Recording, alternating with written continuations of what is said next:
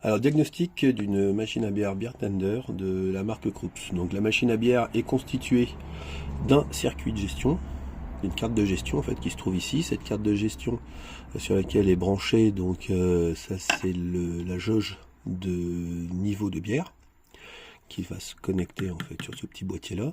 La sonde de température qui est ici, donc connectée sur ce connecteur. La nappe permet de ramener l'affichage sur le haut de la machine. Là, nous avons les alimentations qui arrivent. Là, c'est la prise pour la résistance Peltier, ainsi que le ventilateur qui permet, avec la résistance Peltier, de réaliser du froid.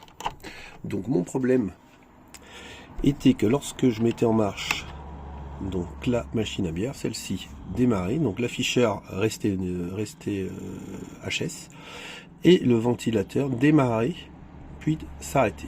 Démarrer, puis s'arrêter. Donc en testant sur ce connecteur là, donc j'avais 12 volts, donc à vide j'ai bien 12 volts, et lorsque je branchais la résistance Peltier, j'avais 12 volts, puis 3 volts, 12 volts, puis 3 volts. Donc le premier le premier test que j'ai réalisé en suivant quelques tutos sur internet, c'est le changement des condensateurs de la carte d'alimentation. Donc les 4 condensateurs là, car ça paraissait logique que l'alimentation n'envoyait pas assez de courant à la résistance Peltier et à la carte de gestion pour pouvoir refroidir. Donc le changement de ces condensateurs n'a rien changé, donc le problème était toujours présent. Donc le deuxième diagnostic que j'ai pu trouver sur internet, c'est la sonde de température. Donc la sonde de température, quand on la débranche, la machine à bière semble fonctionner, ce qui est normal vu que la résistance devient infinie, et la machine à bière pense, enfin la carte pense que la température est bien la bonne, donc du coup ne demande plus d'énergie, ne demande plus de refroidir à la résistance Peltier.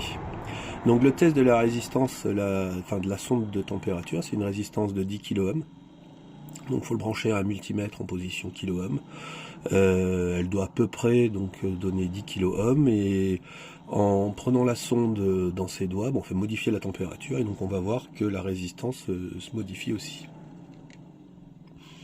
Donc ça venait pas de là non plus. Donc le dernier diag, ça a été la résistance Peltier que j'ai changé. Donc la résistance Peltier, c'est une résistance, la référence est une 12705. Donc je l'ai changé et là ça s'est mis à fonctionner. Donc bien quand vous faites le test, bien voir quand vous faites le test de ne pas la laisser brancher trop longtemps parce que sinon elle grille. Là on voit que celle-là est branchée depuis quand même quelques minutes. Elle est un tout petit peu chaude mais pas beaucoup. Alors que lorsqu'on branche une neuve, donc la résistance est quand même assez chaude. Donc ça venait bien, donc ce problème-là, donc avec le ventilateur qui se met en marche, qui s'arrête, et l'affichage qui reste éteint, donc ça vient bien de la sonde Peltier. Voilà, bonne journée.